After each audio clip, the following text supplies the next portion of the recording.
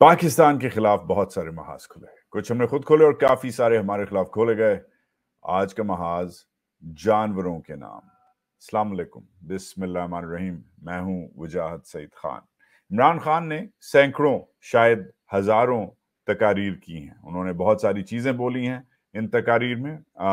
इन्हीं चीजों की वजह से शायद उन्हें पहले गोली लगी, फिर उन्हें बैन किया गया, फिर उनका नाम भी बैन कर दिया गया और फिर उनको आज जेल में डाल दिया गया। मगर एक चीज जो इमरान खान ने बार बार बोली, इससे पहले कि वो जेल में गए थे, वो रोज बोलते थे कि फंडामेंटल राइट्स की जो क्वेस्ट है उनकी, जो पाकिस्तान के जो बुनियादी हकूक हैं पाकिस्तानियों के, उनकी खोज में वो कहते थे कि पाकिस्तानियों को भेड़ बकरियों की तरह ट्रीट किया जा रहा है, पाकिस्तानियों को जानवरों की तरह ट्रीट किया जा रहा है। अब एक तो ये जो जानवर की जो थीम है आज शायद इसलिए ही है क्योंकि इमरान खान पे आज बगावत का भी एक केस लग गया है। इससे जो इम्प्लिकेशंस हैं हमारे सामने हैं कि बागी के साथ क्या होता है, पाकिस्तान की तारीख गवाह है।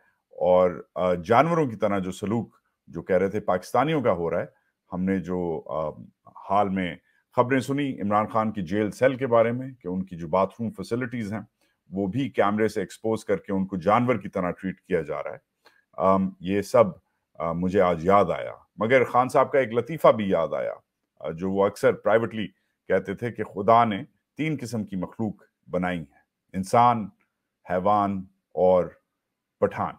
अब मुझे नहीं पता कि खान साहब का क्या इस वक्त हाल है, मगर अगेन जो खबरें आती हैं वो खौफनाक ही होती हैं। अब थीम पकड़ते हैं, क्या हम वाकई जानवरों की तरह ट्रीट हो रहे हैं? ये हमारी आज की थीम है। इससे पहले हम अपना जो ये चिड़ियाघर है, लाहौर के आईएसआई वाला चिड़ियाघर नहीं, मगर जो हमारा जो मुल्क एक चिड़ियाघर बन चुका है, उसकी बात करते हैं। इससे पहले कि हम शुरू करें, शेयर, लाइक, सब्सक्राइब करें, कमेंट जरूर करें। आपका इजहार राय आपका सबसे बड़ा हक है। बहुत सारे लोग आपसे ये हक छीनना चाहते हैं, मैं नहीं छीनना चाहता। प्लीज अच्छी बात या बुरी बात जो भी हो प्लीज लिखें ताकि मैं रिस्पॉन्ड कर सकूं। इंडिपेंडेंट जर्नलिज्म को सपोर्ट करें, और अगर आप वाकई सपोर्ट करना चाहते हैं मेरे पेज को तो मेंबरशिप जो ऑप्शंस हैं यूट्यूब के फ्रंट पेज पे, उसको चेकआउट करें होम पेज पे। Okay, so let's begin. एक कोट से शुरू करते हैं। The greatness of a nation and its moral progress can be judged by the way its animals are treated. ये जो कोट है ये मोहनदास करमचंद गांधी जी का है। अब ये कह रहे हैं लुबे लुबाब कि एक जो मुल्क है उसकी जो अजमत है, अगर उसको जांचना है, पहचानना है, उसकी जो इखलाकी जो उसकी प्रोग्रेस है, अगर उसको देखना है कि वो कितने इखलाकी हैं, तो देखो कि वो अपने जानवरों के साथ क्या सलूक करते हैं। अब Gandhi ji no doubt controversial character हैं पाकिस्तान में, इंडिया में भी थे, इसलिए उन्हें मार दिया गया, मगर उन्हें दुनिया महात्मा किसी रीजन के लिए ही कहती है। मगर आज का शो गांधी जी के बारे में नहीं है, ये हमारे बारे में है, जानवरों के बारे में है। हम जैसे जो जानवर हैं उनके बारे में है, और हम अपने जानवरों के साथ क्या सलूक करते हैं इसके बारे में है। अब इसमें कोई शक नहीं है कि पाकिस्तान को सालों से नहीं दहाइयों से पाकिस्तानियों को जानवरों की तरह पाकिस्तानियों का सलूक हुआ है। हजारों पाकिस्तानी और ईस्ट पाकिस्तानियों के साथ जानवरों का सलूक हुआ है। इनको कुछों को गोली मार दी गई है, कुछों को रेप किया गया है, सम हैव गॉन मिसिंग, कुछ गायब हो गए हैं। इनफैक्ट आज भी पाकिस्तान की जो ट्रीटमेंट थी ईस्ट पाकिस्तानियों की 1971 के बिल्डअप में और उस सिविल वॉर में, उसको आज भी कुछ लोग जेनोसाइड डिसप्रूव करते हैं और कुछ लोग उसे जेनोसाइड कहते हैं। इसलिए शायद शॉट लाइक अ डॉग या जानवर की तरह ज़िबा कर दिया गया, या Pakistan has gone to the dogs, आमतौर पे भी पाकिस्तान के दीगर अखबारों में, टीवी टॉक शोज पर ये अल्फाज चलते हैं। सो इन इफेक्ट हमारे कल्चर में और दीगर और बहुत सारे कल्चर हैं दुनिया के, जानवरों को, स्पेशली डॉग्स को, कुत्तों को नेगेटिवली देखा जाता है, लिया जाता है। ये अजीब सी बात है क्योंकि पाकिस्तान के कई लीडर गुजरे हैं जो जानवरों से काफी मोहब्बत करते हैं, लव करते हैं जानवरों से। शायद हाल ही में सबसे ज्यादा पाकिस्तान का अगर कोई लीडर उभरा है जिसको जानवरों से मोहब्बत है, वो खुद इमरान खान है। पब्लिकली इमरान खान की दीगर तस्वीर हैं दर्जनों में जिसमें वो अपने कुत्तों के साथ डिपिक्टेड हैं, अपने कुत्तों के साथ फिर रहे हैं, खेल रहे हैं, और उनके कुत्तों को बहुत इसी वजह से बहुत सारी अटेंशन दी गई है पाकिस्तानी मीडिया में, ग्लोबल मीडिया में बल्कि। अब ये अजीब सी बात है, क्योंकि अगर खान की जगह आप सियासत फॉलो करें तो खान की पिछले 8-10 साल में जो सियासत है वो लेफ्ट ऑफ सेंटर से राइट ऑफ सेंटर हुई है। वो एक बॉर्न अगेन मुस्लिम है, खुद अपनी किताब में वो लिखते हैं रियासत मदीना की खोज में, जो ये पिछला जो इलेक्शन उन्होंने लड़ा था, जब वो इलेक्शन लड़ सकते थे, इस सब के बावजूद जो उनका राइट कंजर्वेटिव मुस्लिम एक बेंड आया है, इसके बावजूद उन्होंने अपना जो उनकी फॉन्डनेस है कुत्तों के लिए, वो उन्होंने नहीं छोड़ी। इनफैक्ट उनकी जो तस्वीर हैं प्राइम मिनिस्टरशिप और प्राइम मिनिस्टरशिप के बाद भी कुत्तों के साथ छपती रही। फिर भी इसकी वजह से खान के खिलाफ जो प्रोपेगेंडा चला, बहुत सारा चला, बहुत अरसे चला, कि भाई ये कुत्तों से प्यार करता है, इसलिए ये सही बंदा नहीं है। मगर हम जो लोग प्रोपेगेंडा करते हैं उनकी तरफ भी थोड़ी सी तवज्जो देते हैं। भुट्टोज भी फेमस एनिमल लवर्स हैं, और जो तीनों भुट्टो बच्चे हैं, भुट्टो जरदारी जो बच्चे हैं, वो उनकी भी दीगर तस्वीर शाया हुई हैं उनके पर्सनल अकाउंट्स पे, उनके सोशल मीडिया अकाउंट्स पे। इनफैक्ट भुट्टो जो बच्चे हैं उन्होंने तो एनिमल्स को, कुत्तों को रेस्क्यू भी किया हुआ है, जो स्ट्रे डॉग्स वगैरह होते हैं। मगर आप भुट्टोज पे आप ब्रेक नहीं लगा सकते। इवन नवाज शरीफ की अगर बात की जाए तो यस, नवाज शरीफ ने कुत्ते नहीं रखे, मगर उनकी खुद पार्टी का सिंबल एक जानवर है, जानवरों का बादशाह शेर। अब इस शेर को इन्होंने अपने घर का पर्सनल डेकोर बनाया है, अपना पर्सनल पॉलिटिकल ब्रांड बनाया है। देखो देखो कौन आया, शेर आया, शेर आया नवाज शरीफ का पर्सनल पॉलिटिकल नारा है। और इवन दो शेर किसी चीज से नहीं डरता, और ना शेर इस वक्त लग रहा है कि आ रहा है, शायद आए शायद ना आए। शेर के, अगर आप शेर की दूसरी तरफ चलें तो शेर का जो शिकारी है उसके बारे में हमारा क्या ख्याल है? फौज, अब फौज जो है वो भी कुत्तों को, जानवरों को पसंद करती है, लाइक करती है। पाकिस्तान फौज का एक बड़ा फेमस केनाइन ट्रेनिंग सेंटर है, और जब भी कोई बाहर से कोई बड़ा इंसान आता है, कोई बड़ा ऑफिशियल आता है, तो उसको ये कुत्ते दिखाए जाते हैं। प्रिंसेस मिडल्टन, शहजादी केट जो हैं, वो जब आई थी तो उनको भी ये केनाइन डॉग ट्रेनिंग सेंटर का दौरा करवाया था फौज ने।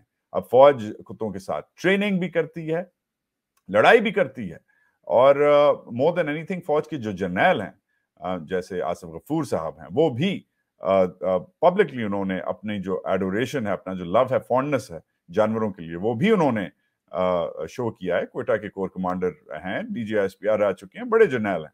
तो इस सब में जो शेर के जो शिकारी हैं, जो ओरिजिनल शेर के शिकारी हैं, वो शायद फौज के सबसे बड़े एम्बेसडर रहे हैं, डॉग लवर रहे हैं। ये ऑफ कोर्स प्रेसिडेंट मुशर्रफ का जमाना आपको याद होगा, जब उनकी ये जो तस्वीर थी, कुछ लोग कहते थे उस जमाने में जो दीगर जो उनके मुखालिफ थे, स्पेशली जो मौलवी साहिबान थे, MMA वाले, वो बड़ा इनको डिसलाइक करते थे, और कहते थे ये कुत्तों के साथ तस्वीरें खिंचाता है वगैरह वगैरह, सेक्युलर है। अब ये सब जो लोग हैं, इन सबको छोड़ें, जिसकी हमने देखी, इनकी एविडेंस देखी कि ये कुत्तों को लाइक करते हैं, ये सब कॉन्ट्रोवर्शियल है, क्योंकि पाकिस्तान इतना पोलराइज्ड है। आप अगर खान को लाइक करें तो इसका मतलब है, लोग कहते हैं कि भाई फिर भुट्टोज और नवाज को आप लाइक नहीं कर सकते।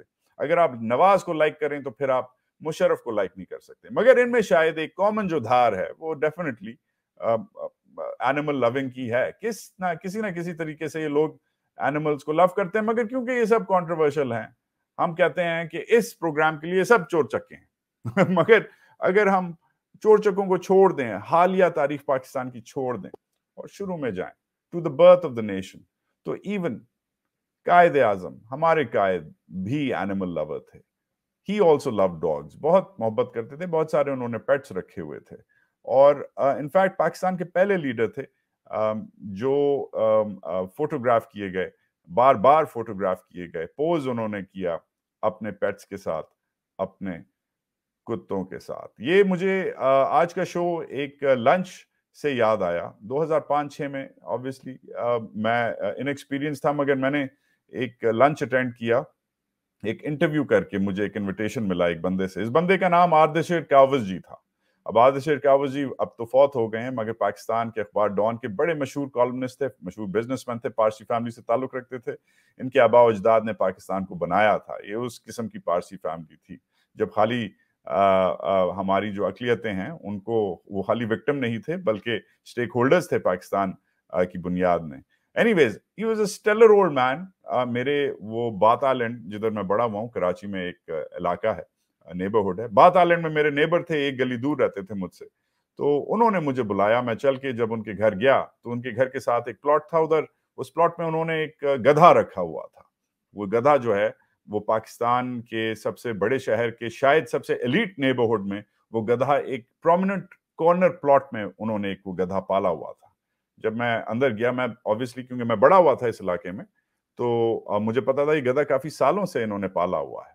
तो मैंने फाइनली चांस मिला, क्योंकि एक मीटिंग थी, तो मैंने फाइनली चांस मिला, तो मैंने कहा सर ये आपने क्यों गधा रखा हुआ है, आप मतलब माशाल्लाह से इतना एलीट नेबरहुड है, ये गधा क्यों रखा है? उन्होंने कहा कि इस गधे को लोग मारते थे, ये गधा स्ट्रे गधा था, इसको लोग मारते थे, जलाते थे, सिगरेट लगाते थे। मुझे गधा मिला और मैंने गधा इधर रख लिया। ये अलामत है पाकिस्तान और पाकिस्तानियों की, और इस गधे को जब तक मैं जिंदा हूं, इस गधे को मैं इस प्लॉट में प्रोटेक्ट करूंगा। अच्छा, ऑब्वियसली इनके पास कुत्ते भी थे। वो हम लंच शुरू हुआ तो मछली का लंच था, मछली बनवाई थी, पारसी एक रेसिपी थी, मछली हमने खाई। तो फिर इनके कुत्ते शुत्ते भी आ गए, उनसे मैंने खेला। लंच के बाद इन्होंने मुझे एक तस्वीर पेश की एज अ गिफ्ट। वो ये तस्वीर थी।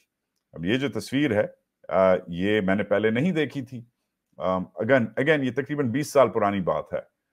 तो मैंने कहा थैंक यू सर, ये तस्वीर मैंने पहले नहीं देखी। इज लाइक तुम ये तस्वीर तुमने इसलिए नहीं देखी क्योंकि ये तस्वीर बड़ी स्पेशल है। मैंने कहा क्यों सर? कहते यार ये जो तस्वीर है ये कायदे आजम की अपने 2 पेट्स के साथ, मुंह में इन्होंने सिगरेट लगाया हुआ है, पेट्स को वो प्यार कर रहे हैं, खेल रहे हैं उनसे। ये तस्वीर 80s में ज़ियाउल हक के ऑर्डर से पाकिस्तान के जितने भी पब्लिक ऑफिसर्स हैं, मिलिट्री ऑफिसर्स हैं, उनमें ये जो तस्वीर है ये बैन हो गई थी, हटा दी गई थी। वैसे पहले लगी होती थी मगर ये हटा दी गई थी। ये कॉन्ट्रबैंड है, बैंड तस्वीर है, इसलिए बहुत खास है। मैं कहा सर क्यों खास है? ही इज लाइक बिकॉज ये पाकिस्तान की कहानी है ये तस्वीर, क्योंकि इस तस्वीर को देख के जो लोग हैं, जो पाकिस्तान के बानी की जो ओरिजिनल मैसेज है पाकिस्तान के बारे में कि love, protect, guard even the weakest, और जानवर से वीक तो और कुछ होता ही नहीं है, कोई होता ही नहीं है। तो कहते हैं ये जिना की सेक्युलरिटी, जिना की डाइवर्सिटी, जिना की टॉलरेंस को ये जो तस्वीर है ये रिफ्लेक्ट करती है। इसलिए ये तस्वीर बैन हो गई थी। मगर मेरे पास इस तस्वीर का एक कलर प्रिंट है, वो ये मैंने उसका प्रिंट की कॉपी करके तुम्हें दिया है। इसको घुमाना नहीं, ये बड़ी खास तस्वीर है। अब आदिल शेर काबू जी वफात पा गए, बहुत साल गुजर गए।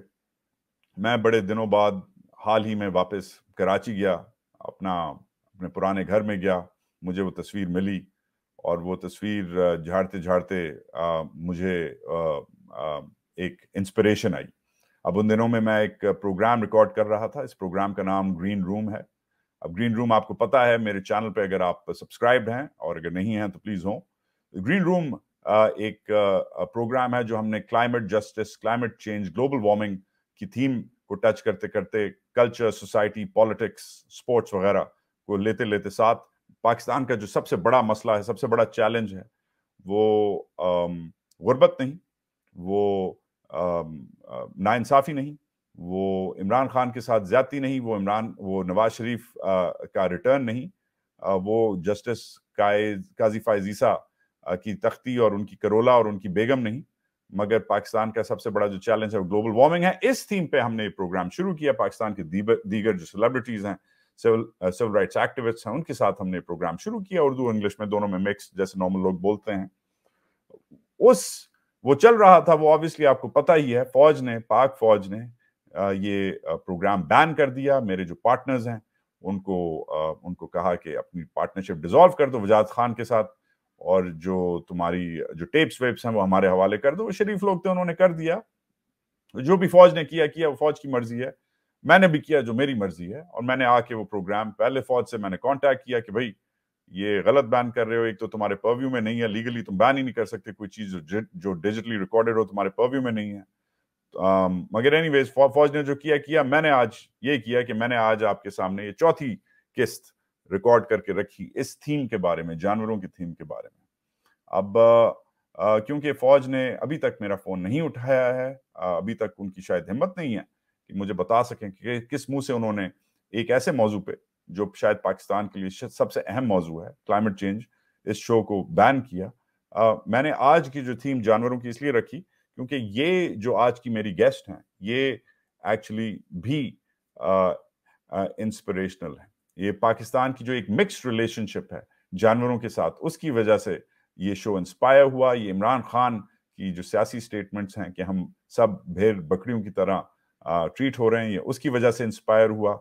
ये भुट्टोज और शरीफ्स की जो उनकी भी जो जानवरों के साथ लव है, और स्पेशली शायद इसलिए भुट्टोज और शरीफ्स ने पिछले 1.5 साल हमें जानवरों की तरह ही ट्रीट किया और ऐसी कानून साजी करके गए पीडीएम वाले कि हम वाकई अब जानवर ही रहेंगे। वो इतना मोहब्बत करते हैं हमसे कि जैसे उन्होंने शेर रखे हुए हैं और जैसे उन्होंने कुत्तों को रेस्क्यू किया हुआ है, वैसे ही शायद हमें भी जानवरों की तरह रेस्क्यू करें। और ऑफ कोर्स मेरी प्यारी पाक फौज जो आज भी जानवरों को ट्रेन करती है, और जब बाहर से शहजादियां आती हैं तो उनको वही जानवर दिखाती है। तो ऑब्वियसली ये सब इंस्पिरेशन है आज के शो की। और इसलिए जो आज का शो है वो इंस्पायर्ड है मेरे पुराने दोस्त आदिल शिरकावस जी, अल्लाह उन्हें बख्शे, और ऑफ कोर्स मेरे कायद मोहम्मद अली जिन्ना से इंस्पायर्ड है। मगर जो गेस्ट हैं वो भी इंस्पायरिंग हैं, क्योंकि ये जो गेस्ट थी हैं बल्कि ये 15-16 साल पहले मेरे डेस्क पे आई। मैं डॉन न्यूज में उन दिनों में इंटरनेशनल डेस्क एडिटर था, एक शो करता था।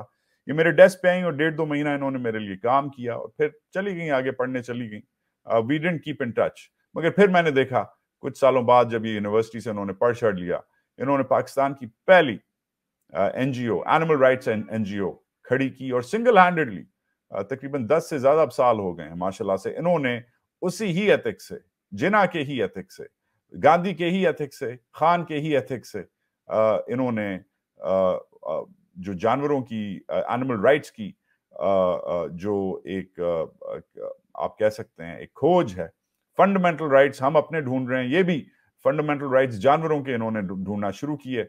और इन्होंने पाकिस्तान की एक बहुत जबरदस्त और बहुत इंस्पायरिंग सिंगल हैंडेडली एक ऐसी एनजीओ बनाई जिसने हजारों जानवरों को रेस्क्यू किया। इनका एक जबरदस्त रेस्क्यू शेल्टर है। इनकी कहानी बहुत जबरदस्त है क्योंकि अब इनकी जो एक्टिविज्म है वो खाली जानवरों तक नहीं बल्कि इंसानों तक, स्पेशली खवातीन के लिए इन्होंने जो काम किया है वो नाकाबिले फरामोश है। उस हिसाब से आज का जो ग्रीन रूम है वो मुलाहिजा कीजिए, क्योंकि ये ग्रीन रूम खाली जानवरों के लिए नहीं है, ये हमारे लिए भी है। ये उन लोगों के लिए है जो कमजोर हैं और जिन पे लोग जाबिर होते हैं, जिन पे लोग जुल्म करते हैं। तो ये ग्रीन रूम जानवरों के नाम, ये ग्रीन रूम आपके नाम। एंजॉय करें, शेयर करें, लाइक करें, सब्सक्राइब करें, और एक सवाल पूछें कि इस प्रोग्राम को क्यों बैन किया गया। क्या इसलिए क्योंकि हम सब जानवर हैं? शायद। Anyways, on to the show. Enjoy the green room and I will see you soon. एक जबरदस्त स्टोरी मैं कर रहा हूं न्यूयॉर्क से। न्यूयॉर्क में prime minister, caretaker prime minister Anwaar Kakar आए हुए हैं। इनकी क्या हरकतें हो रही हैं इधर, इस पे मेरा नया एक इन्वेस्टिगेटिव रिपोर्ट है, वो उसके साथ मैं नेक्स्ट हाजिर हूंगा। ख्याल रखें अपना। Enjoy the show. Talk to you soon and stay with me right till the end. बहुत मजेदार बातें हैं। पाकिस्तान जिंदाबाद।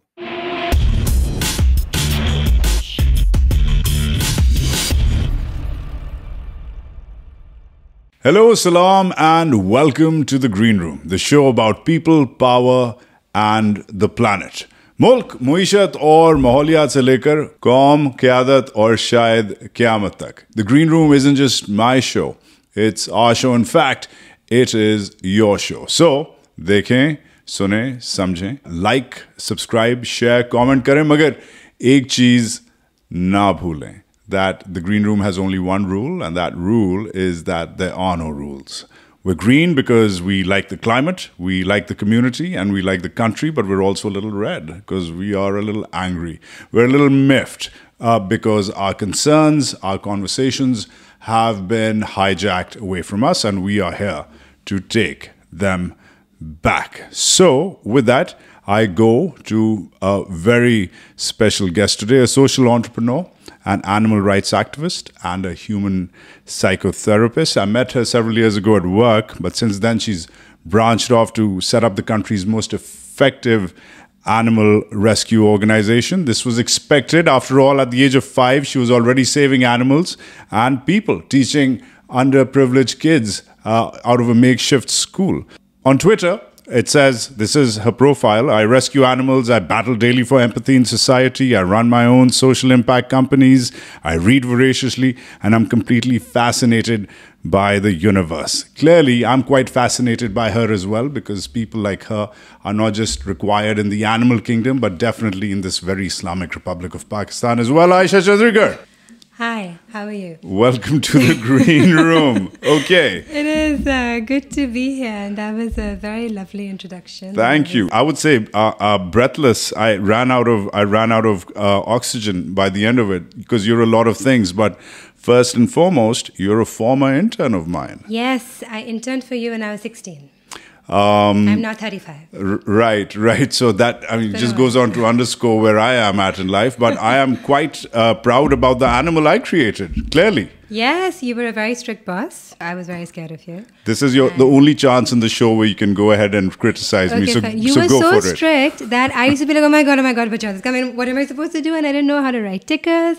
I didn't know how. This was when Dawn News English had just come about. That's right. And you were like really strict. You used to yell at us. You used to scream. You were really mean. You reprimanded us. You were just mean.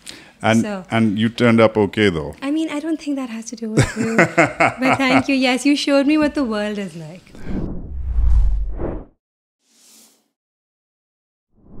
So you wanted to be a journalist. That's why I took you in. Yeah, I did. And here you are. Obviously, so much more. So from animal rights to psychotherapy, everything in the middle, we're going to touch upon a lot of things. I mean, what's the day job here, really? I'm animal rescuer, but I started as a journalist, actually. So after I did my master's in journalism, in broadcast journalism. Then I worked in London for a bit. And then I did a few films for BBC and Channel 4 and all. And then I came back. I was doing a little bit over here as well in journalism, while I did another degree in psychotherapy.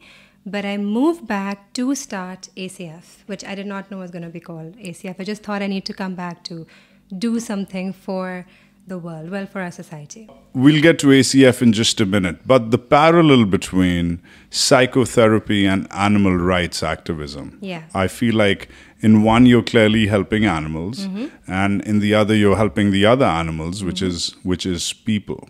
So this streak to help, it starts really early. It starts at the age of 5. Yes, I have a severe savior complex. And then by 10 you are volunteering. How do you even know how to volunteer at 10? I mean, how do you even know where to go and sign up? I had seen a movie, and it was a movie about an orphanage, and I just felt really bad when I realized that there are kids in the world who don't have parents.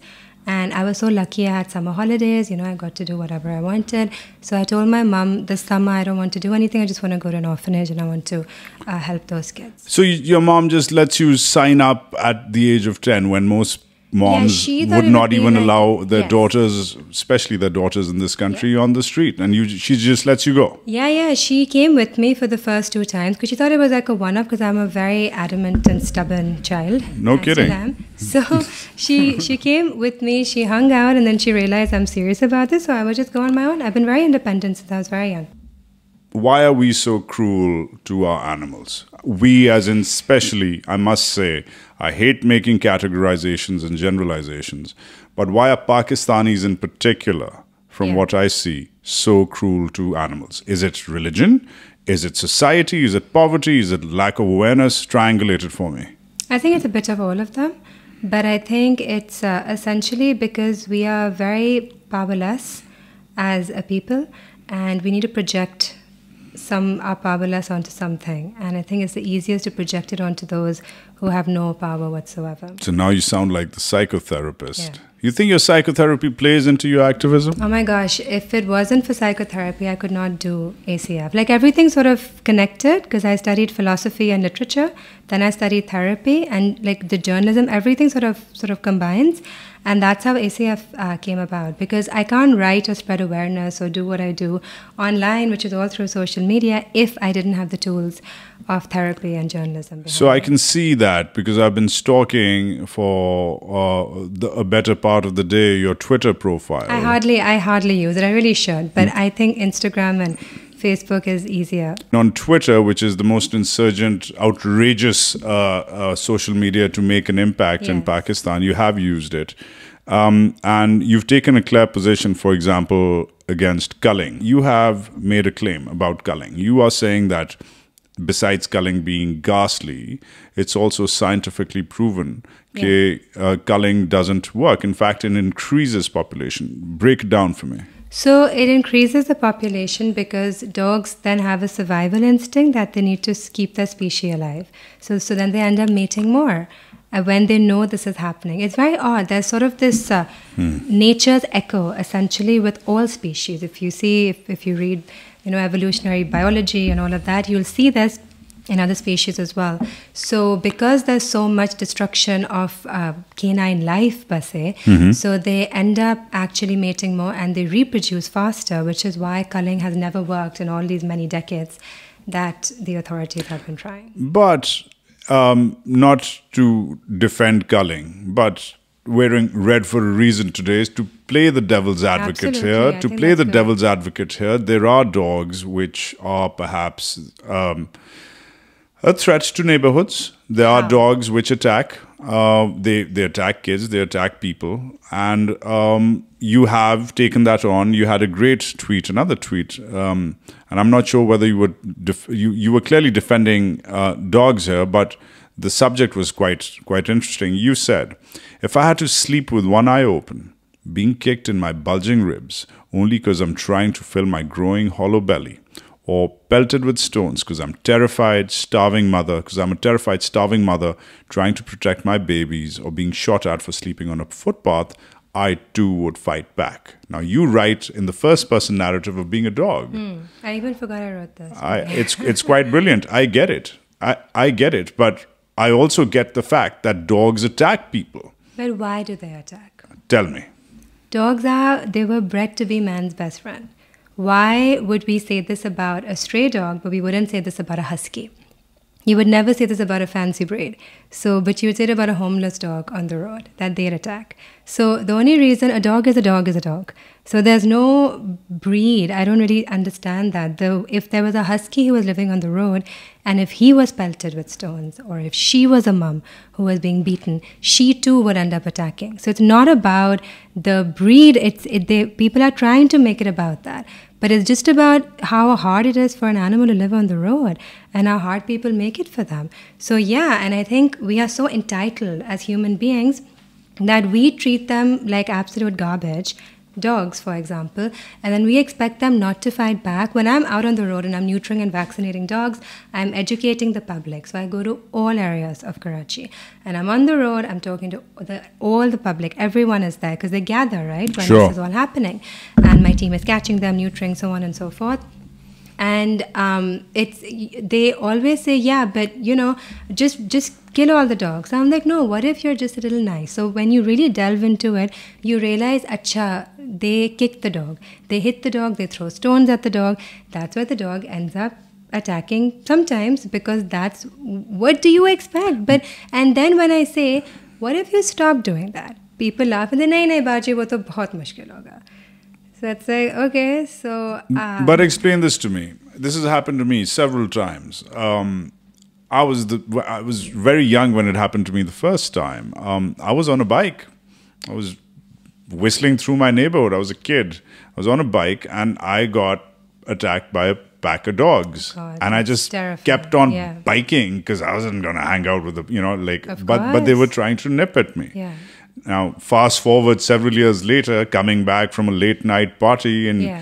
Phase 8 DHA, sparsely populated part of Karachi, the same thing happens. You're just driving and they just come at you. They come for the car because they're in a pack. So I can see how some people, listen, I love dogs. I'm just saying, full disclosure completely here. get it. Right? But it's scary to be attacked by a pack of It is 12, scary. 13 dogs. Absolutely, it is terrifying. That is not what I'm trying to say. I'm trying to say there's a collective sort of, if we have this collective racism almost towards stray dogs and we treat them as such, at some point or another, this is not like a present day thing. This has been happening for a very long time.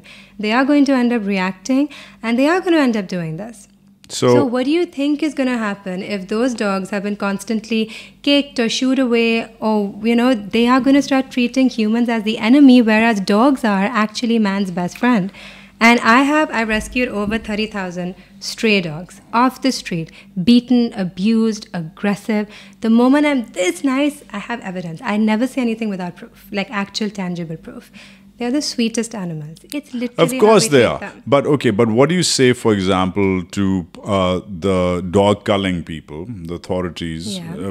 Some of them in uniform, by the way. The military's been doing it, Mm-hmm. who've been doing this to serve and protect, and they've been given a mandate by the government. Have you dealt with these people directly? Do you Yes, talk to them? What do they absolutely. say? What's their opinion? Everyone likes to laugh at me and thinks I'm crazy, and they just say, "Yeah, well, it's easier just to cull them." And the interesting thing is that a lot of them said that the poison that they use does not work because you see, then the dog's immune system builds up so much that they can actually survive the poison. Or they're then poisoning them. They poison them, they shoot them. It's a bunch, and they don't just shoot them directly in the head. They'll shoot them wherever they want to let them suffer and bleed. So that's what they end up doing.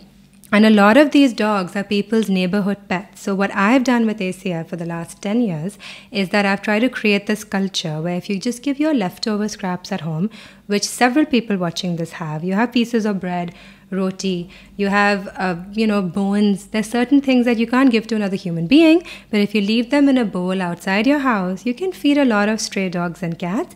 And then I say, call us, call ACF, we'll come, we'll neuter them, we'll vaccinate them, we'll collar them. And all those dogs are happy. It sounds good. That sounds good. So and this has been done in every country in the world except here. So it happened in Kabul in like 2002. So if they can even do this, what is stopping us? And I talk about this repeatedly, and it's just as simple. It's a collective mindset. If we simply just stop abusing the dogs, they will not retaliate. But if you're going to abuse people, for example, aren't you going to expect the people to retaliate? going further down your Twitter timeline, you had a tweet about, there was this little scandal you got wrapped up in about exporting dogs. And you had a tweet out there a few months ago saying Pakistan is all set to export dogs where they're going to be skinned, they're going to be eaten. And you there was something out there like that. And you went on, like you do, rightly so, basically trying to stop it. And then a very important official, he's one of the advisors to the Prime Minister, he actually came back and corrected you and said, this is fake news, do not circulate fake news.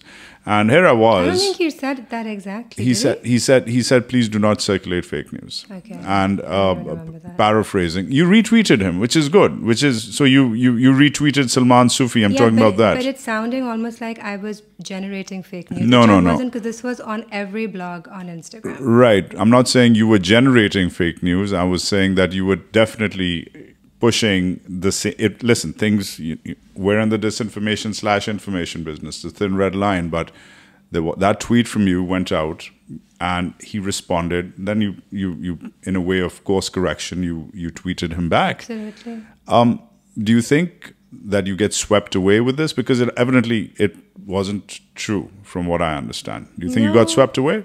No, not at all. Because I think this was going on for a while. I always wait and see. If I got swept away by news, I'd be tweeting something and picking battles every day. I don't do that. I wait and I watch and I observe. because I have to handle, because I'm the voice in a way of animals, I'm very particular about how I approach social media or what I write or how I go about it. So this was actually circulating for a few days, not by me, by several other people and by several other blogs that are, you know, supposed to have a decent reputation. And after that, I always give it about 4 or 5 days to see if the news is legit, and then only would I talk about it. So I think that's what. But I mean, the Prime Minister's office had to sort of intervene here and say, please don't. I wasn't expecting that either. You volunteered at institutes for the following since you've been a kid: children with special needs. You've done orphanages, slum schools, acid burn survivors, kids with special needs, drug rehab patients. You've managed a refugee camp, I would say an IDP camp, internally displaced people after the 2005 earthquake. This is remarkable. This is remarkable. Hats off. If I had one, I would tip it to you. But I have a question. I have a question. No, seriously. I'm very proud of you, but I have a question. What's the business plan here? I mean, do you do this because you clearly do this because you're into it, but is this a rich person's profession that you've adopted? Because most people can't just pick up and start volunteering like this. Is that your privilege which allows you to do this? I'm not rich. I'm not rich at all. I've been supporting myself for, I think, since I was 18. And I went to college on scholarships. I did everything on scholarships. I just worked really hard. So what's the business plan for this entire gamut? I have a very different way of looking at life. I look at life in terms of death. So for me, it's more about, I'm more on the philosophical side. So for me, I can see the tattoos reflect that. Yeah, I have like stoicism of everything everywhere. So I'm very, and I've always been that way. I'm very fascinated by the fact that this is all we know that we have right now. So I'm going to make the most of it. And I always wanted to live a very meaningful life. That if I die, like at this very moment, I can die knowing it's very selfish almost, but I know that I've done something so meaningful that I'm okay with death. And I think it's that fear of death that's driven me. And when I've been doing all of this, I've been working, like when I started ACF, I was working 5 jobs while I was also doing my degree in therapy, because I also have this thirst to learn more and I need to know more. I'm very restless and everything sort of just falls together. So there was no business plan. There is now at 35, 10 years later. So now I'm getting into building companies and doing a lot more work. But I was never rich. I'm still not. And I just sort of, I'm educated and I educate myself all the time. But these nonprofits that you run, these are, I mean, I'm assuming you're solvent. This is one nonprofit, and there are 2 businesses. Right. So these are solvent businesses. Solvent means what? Meaning they actually work as businesses, right? Because you have to ultimately, I'm sure, you employ people. Oh yeah, of course. So how do you nonprofit? Right. Sure. So the question then is that how do you build something starting at pretty much? I would say if anybody started off at 5, it would be you, right? Yeah. So you start at 5.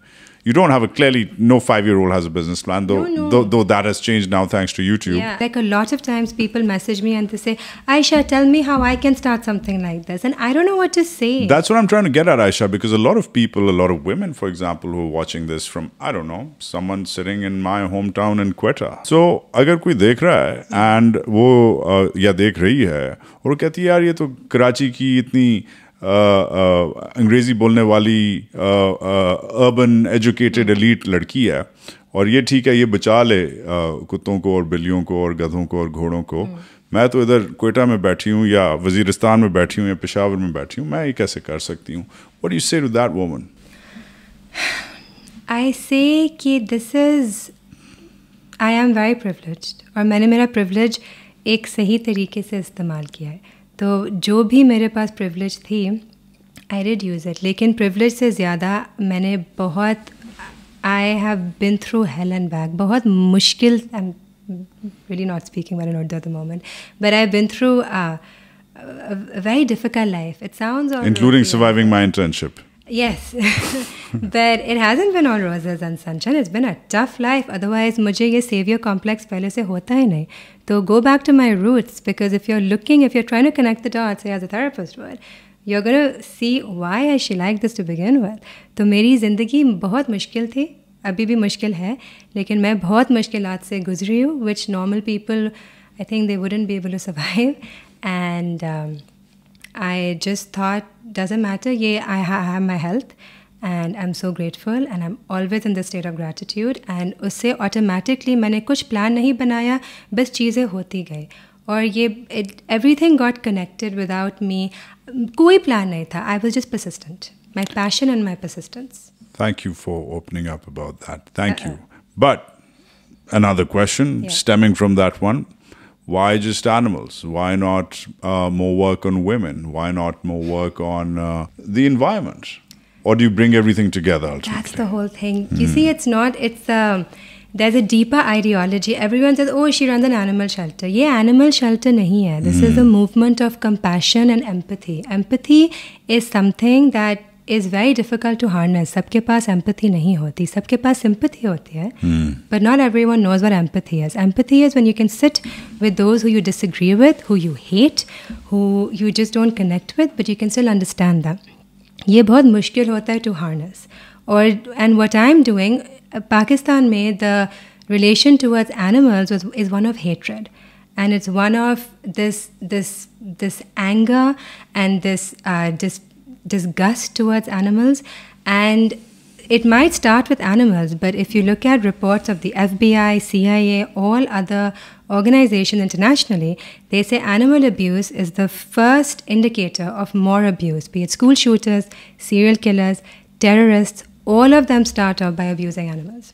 I buy Even that. domestic violence. I've seen This is that. all a study. This is not just one study, it's the several studies. So अगर हमारी society में अगर इतना abuse होता है towards animals, and it's not just about आप सोच, I mean, think about it. We were actually discussing right now, which is so bizarre, that it's okay to kill and poison dogs and like lie their bodies on the floor in like a pattern on a main road, and kids are walking by and thinking it's normal.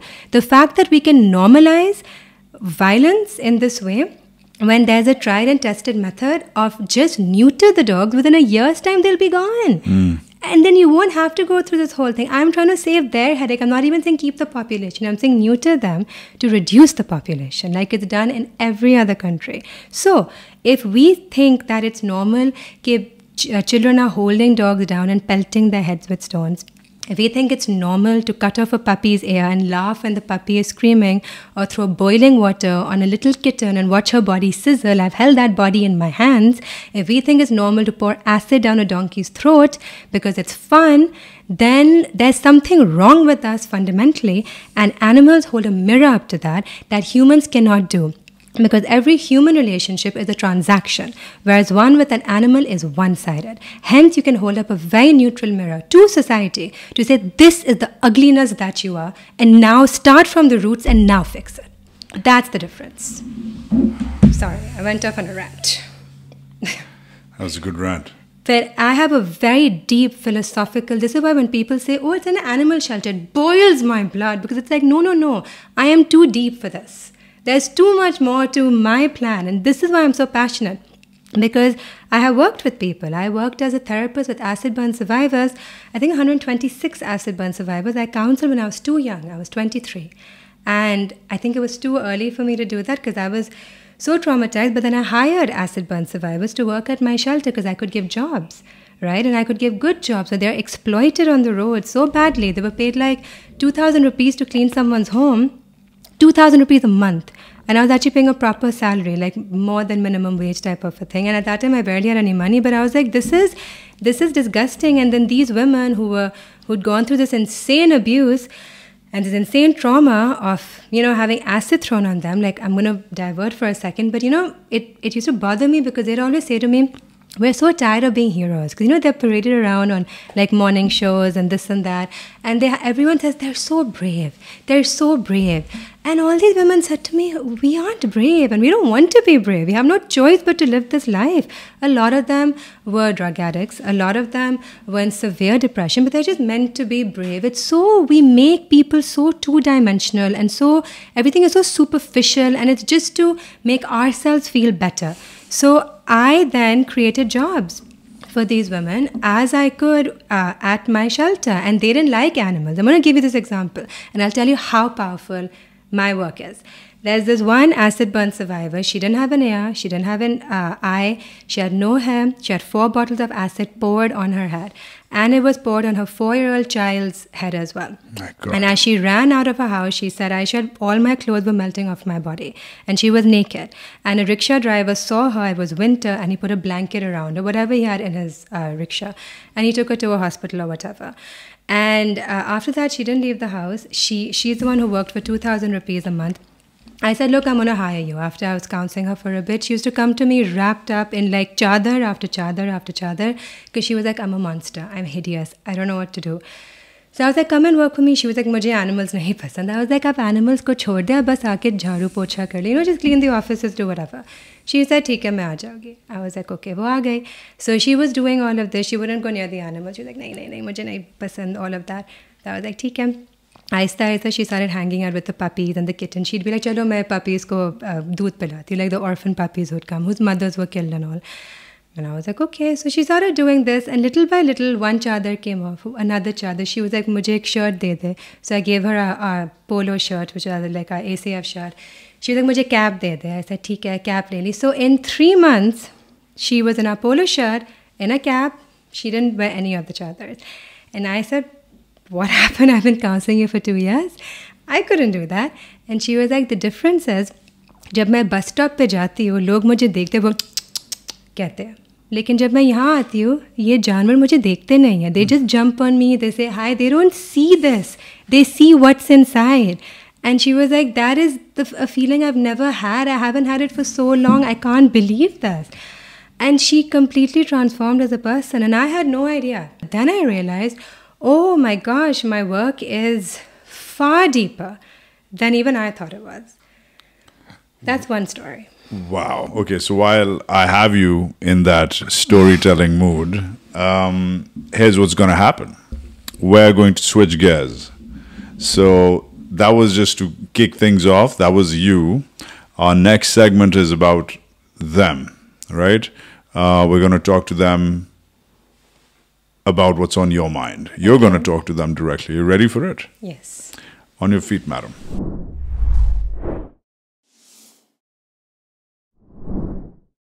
All right. So here's what's happening. Okay.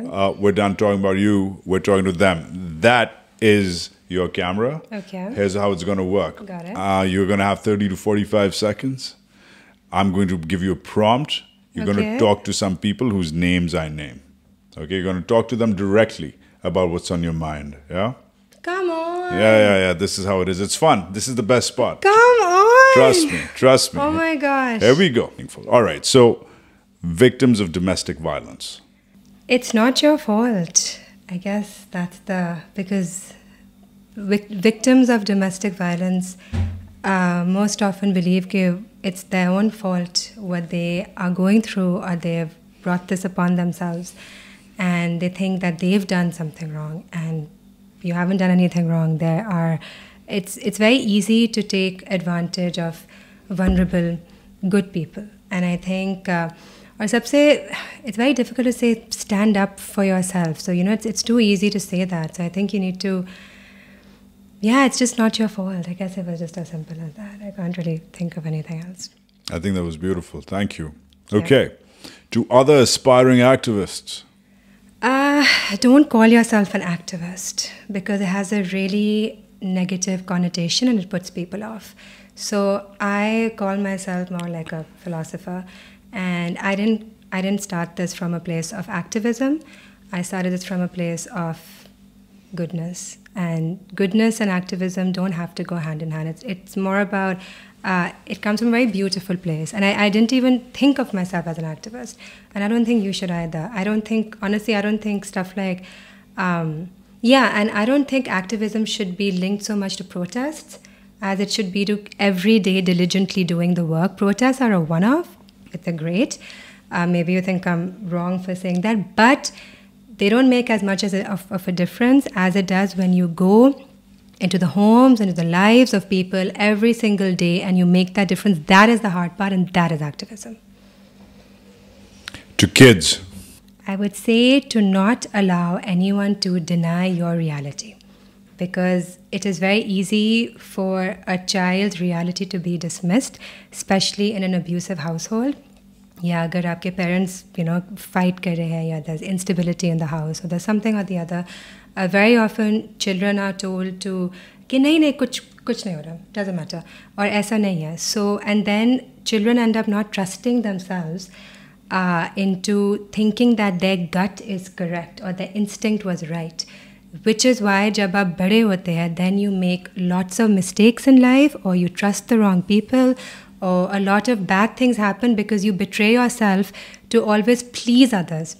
And don't be a people pleaser. The only one who gets hurt is you, and people pleasing is the worst thing. I know I've been one my whole life, and I've finally now stopped. She wasn't a people pleaser when I met her. She was I always really late. was, which is why I was so like. She was always late for work. Okay, this is important. Pakistani men. Pakistani men think of single women in a certain way. I'm single. I'm 35. I've chosen to be, and I don't wish to get married anytime soon.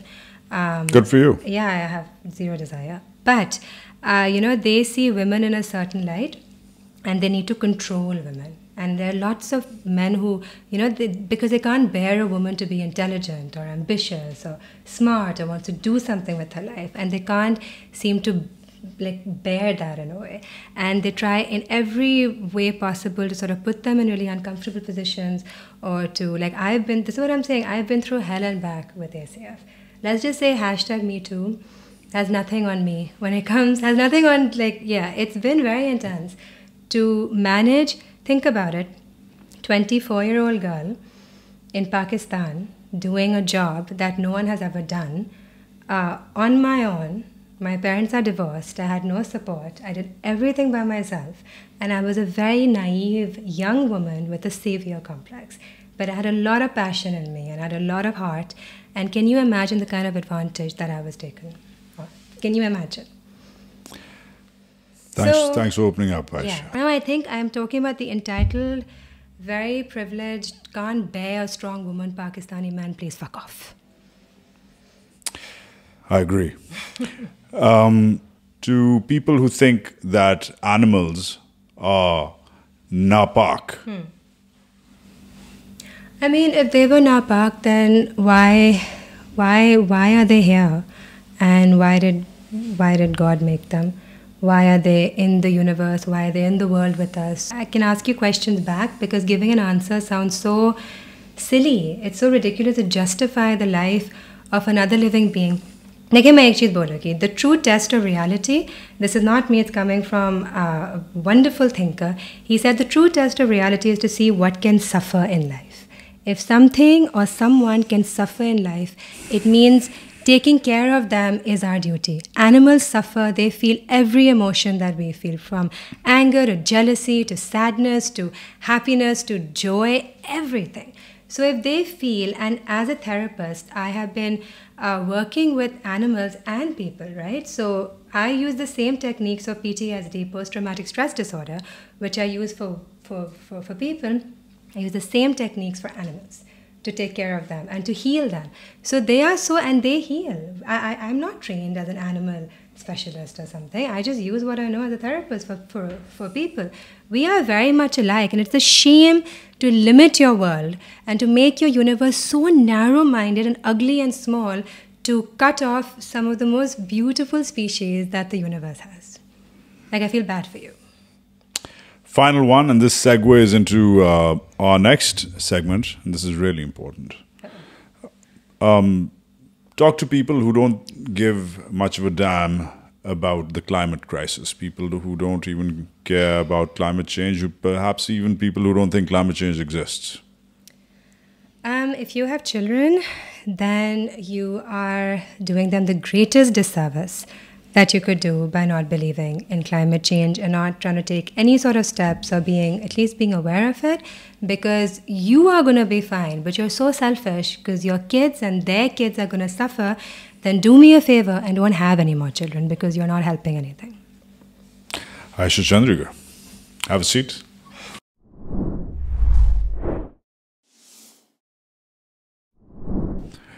It begins. And yes, the term bitch is a female dog, but it's also very clearly any female that is strong, exhibits bravery when terrified, stands up for herself, fights for her right, protects her kids, is empowered. Rather than applauding such exemplary courage, we choose to stone them to death. Are you talking about women? Are you talking about animals? I think that's I'm going to leave that to interpretation. You tweeted this. You tweeted this in a thread. You tweeted this in a thread, part of which you deleted yourself. Which part did I delete? You tell me. I can't find it. I swear I have no idea because I haven't gone on my Twitter in a very long time. This, honestly, I don't remember. And because I don't check Twitter. But so contextualize it for me. What were you thinking when you were writing this? I think I was just thinking about the term bitch and the term kutta and the term gada and just the way we use all of these terms. I think it's just, we're sort of just giving animals a bad name and like a bad rep for no reason when they haven't done anything. And honestly, like, it really makes me angry because donkeys, for example, donkeys are the most intelligent animals, they're the most empathetic animals. Like abroad, they're used for autistic kids and kids who have special needs to help them. So kids project their feelings onto the donkey. It's called equine therapy, and the donkey ends up reacting according to the kid's feelings. This is how nuanced and deep and empathic they actually are. And over here, we term them as idiots. We term them as stubborn.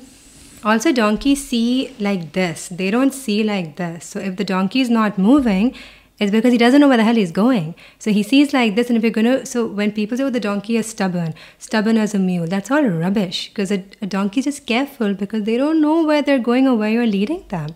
So there's just so many misunderstandings about animals because of us using the words to describe them in a derogatory way for people that it ends up actually making the animal suffer a lot. So where do you think that biological appropriation, if I may call it that, comes from? I mean, calling someone a kutta or a gadha or a kutti or a gadhi, clearly, I mean, in this society, that's a no-go. Yeah. People do it, of course. They reserve gadhas. I've been called a gadha in school, but calling someone a kutta or kutti in school, you don't see that. But that you call that in the street. You call that in a fist fight. You call that in a brawl. It becomes a thing. Have you studied the patterns of how the etymology of this biological appropriation? You know, ये गालियाँ आती किधर से हैं? I haven't actually studied this in depth, but from what I can understand is that it's a very standard thing. Like, as we were even, like, people love to say, oh, I'm like an animal, or, we are like animals. So it's a very, it's very juvenile, and frankly, it's very dumb to wherever this came from. It's like son of a bitch, right? Like, what does that even mean? So a bitch is, because if you break it down, a bitch is what? You're trying to say son of a dog? Okay, but why is a dog bad? So someone who really did not have a good experience with animals sort of, I don't know, came up with these terms perhaps. So that's how it sort of started getting built into society. Maybe, actually, I don't know. I'm just sort of putting it out there. But it never made sense to me. But there is a cultural gap between the cup and the lip, right, as well. Because, for example, I've done a lot of work with the military, right? And I used to lecture back in the day in the Command and Staff College in Quetta, which is where I'm from. And so the Command and Staff College is one of the oldest schools in the country. It's one of the oldest military schools in the world, right? It's in this little town called Quetta, which used to be a garrison town, and was founded by the Brits, like almost 100-something years ago. And their symbol used to be the owl, because the owl in Western symbolism is a very wise animal. But the owl remained the symbol of the Command and Staff College for a good century and then some. And then in the 80s, when General Zia took over, one day he was visiting. This is military folklore. I can't testify its accuracy, but this is what I've been told by officers at the Command and Staff College. कि एक दिन General Zia आए, and he said कि यार ये क्या उल्लू लगाया हुआ है, right? उल्लू गधा होता है. I mean, बेवकूफ होता है, right? तो ये हटाओ. And then they made this, they put a Quranic word, ikra, I think, or some other word in Arabic, clearly our language. And they made that the emblem of the staff college. So I'm wondering, when you hear that, when I hear that, I just roll my eyes and walk on. When you hear that, what triggers in you? Nothing really gets triggered because even I'm so used to it. I think it's so culturally embedded in all of us that it's very normal to say stuff like, it's ullu or ghada. Like, it's so normal. I just started thinking about it because, again, my work brings me to very many different thoughts. My work is every day we rescue about 20 to 30 animals who have been severely abused. I have a sanctuary of 800 animals. I have all sorts of species, and all these animals are being reported by humans, right? Other humans across Karachi who call us. So, a lot of the time they say something so interesting because like our inboxes are so full, like there are about 200 messages a day. Wow. For something or the other, like for rescues and putting out fires all over Karachi when it comes to animals.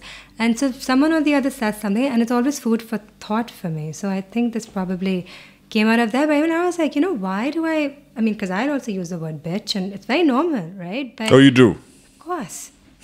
I have a terrible potty mouth.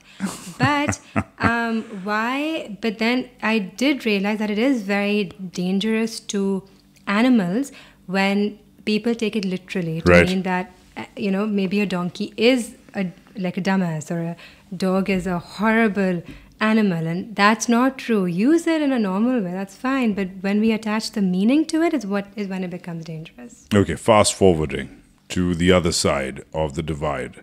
Now you've created these eco-friendly leashes, and these, you call them humane donkey harnesses, out of plastic ghost net, which is what ravages our oceans, our coastlines, especially here in Karachi. So there is an environmentalist in you as well. Thus, the answer to my earlier question comes together, that there's several things going on here in this movement. But I have a problem. You market this on your websites, on your social platforms. You market this as luxury dog leashes, which begs the question about why you, the brand Aisha Chandrigar, why with your chicness and your uptown, upscale, I guess you can say, business model, how do you expect in a place like Pakistan for your messaging to filter down when, frankly, you can reach out to people who can afford luxury dog leashes, but the problem really is endemic. There's a larger issue across society which cuts across class. Why can't poor people buy your dog leashes? Why can't they access your products? I don't think it's so much about if poor people can access. Poor people are not going to want dog leashes and dog toys. It doesn't appeal to them. So, like, for an average person, and this business is not for Pakistan, it's for exports. So I'm making these for America and Europe and Australia, because Pakistan is over here, just those many people have dogs, first of all. So there's really not much of a market. I'd be a fool to only do that here. Plus, everyone over here who has a pet dog lives a life of luxury. They have a very fancy breed. They have a husky or a lab or this or that or whatever. It's a tragedy to keep a husky in Karachi, by the way. It's ridiculous. It is ridiculous. But the point is, I can either cry and whine about that, or I can actually make money for through my social enterprise for my animal rescue. And they are 100% luxury products because they have beautiful brass, very nice clasps, which are not cheap.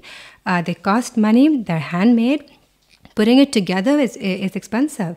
So, of course, they're luxury, and people who buy them are those people who live luxurious lives where they have the privilege to care about the environment in a way that most poor people, as you're saying, don't. So you think environment is a rich man's concern versus a poor man's concern? Yeah, I think right now, definitely, it has to be a trickle-down effect. So it needs to start from somewhere. You don't want to fight that? And then, I think I'm fighting enough. But don't you think that your product development, for example, should focus on products? I'm not saying dog leashes, I don't know, come up with anything. You don't think that your product development as a businesswoman should reach out to a larger audience, which really gets your messaging as well and supports your cause? Why? I mean, it's reaching out to the right people. I have very many different factions. My animal rescue reaches out to all kinds of people. In fact, most of my reporters of my rescues are not people in DHA or Clifton or whatever. They are middle class and lower middle class, and they're very okay with that. But to make money, you need to reach out to people with money. And if you want to make a difference, I can keep making a difference begging people for money, or I can actually make the money myself to support my work. You're an artist too. You've done installation art with this human cage experience at perhaps, what was it, your last? It was my picnic, yeah. Yeah, it was your last picnic. I'd like to say something before that. What really grinds my gears is when people think that if someone is doing good work or charity work, they have to always have this almost like a poor image about them. Like they have to be downtrodden or sad. I deliberately make it a point to be glamorous. I like. Is that right? Things. I couldn't have guessed. I like nice things, and I'm not going to be ashamed of it. I'm not going to feel sorry about being privileged. I'm not going to feel sorry about speaking good English. I'm not going to feel bad about liking nice clothes. And I'm going to make the most of what I have. While I don't live in the bubble of the elite, but I know how it feels and I like it. I wouldn't change it. But that doesn't mean I don't understand the other side. That's empathy, when you can actually have both and balance it out really well. And that is exactly what I do, and I do it very, very, very well. And that is the difference and the juxtaposition between TRIO, my dog leashes, ACF Animal Rescue, and ACF Shop, whereas those are social enterprises to support the cause. And that is how I balanced it. And that is the way life should technically be, as opposed to, oh my God, I'm miserable, give me money, I need this, I need that, and just like looking haggard. And I don't get all of that. And if that's what an activist is, then this is why I say I'm not one, because I'm not interested. I have my own way of doing stuff. Duly noted. So, premised on that, there's a school of thought, not just in Pakistan, but in a lot of poor, underprivileged countries, and I've reported from a few of them, that poverty makes animals of us all. Your name over the years has been tossed around, and when it is, usually someone says something along the lines of कि यार, you know, वैसी इतनी गुर्बत है, वैसी सब जानवरों वाली जिंदगी जी रहे हैं, वो क्या कुत्तों को बचा रही है, right? Which begs the question that in a place like Pakistan, where there's so many causes, right? Shouldn't a people first, animals later ideology have more value? Why should people, for example, why should people give your foundation a donation versus, I don't know, the Eidi Foundation or whatever else organization which is focused more on saving people in the immediacy of the problems that we face daily as a nation? Because people have been giving to those organizations for decades and decades and decades. I don't see any difference being made, to be honest. You can teach ABC 1, 2, 3 to a person, to a child, but if you don't teach a child empathy, if you don't teach a child what good character is or depth of character, they're going to grow up to be what our nation is right now. So perhaps what we have been doing is incorrect, and perhaps it is time for a change. And when I say grassroots level, I mean literally starting from the lowest rung of the ladder, which is animals, because when you learn to be compassionate towards an animal, you automatically learn to be more compassionate as a person towards other people.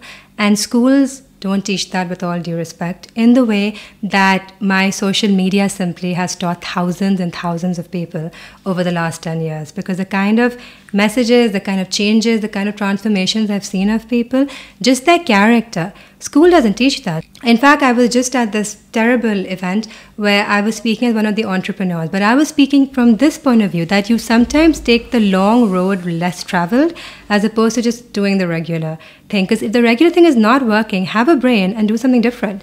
And every entrepreneur over there was talking about, you take this shortcut to make this much money, so you can buy an LV belt, so you can do this. Are these goals? Or is the goal actually to build depth of character? If I had kids, I would want them to have depth of character as opposed to just being an entitled, arrogant ass sitting behind a desk. Do you want kids? I wanted them. Now I'm not sure. I might adopt kids in the future. You think it's environmentally friendly to have kids in this day and age? Probably not. But Yeah, I mean, I don't know. I don't think I want to bring kids into the world with the way things are right now. I wouldn't feel right about it. You're going to stay single and adopt kids? Is that how it's going to work? I don't know if I'm going to stay single indefinitely, but for right now, I'm really enjoying life. It's great to be in your 30s and to be independent and to... It's taken me so long, Wajahat, to get out of this people-pleasing frame of mind and to become confident about who I am, to know who I am, to know how to do things. And your 30s are great. Like 20s, you really screw up and you know, like still trying to like figure out things. But 30s are good because I know now and I know what I'm capable of. So I'm so interested in seeing my own potential that I love having a relationship with me. Trust me, the 40s are even better. Really? But, last bit about kids. What's the best way to parents out there who are listening? And I'm sure they are. What's the best way for a parent today to educate his or her kid about your cause, about animals, about empathy, even beyond animals? What can a regular parent do on a daily basis?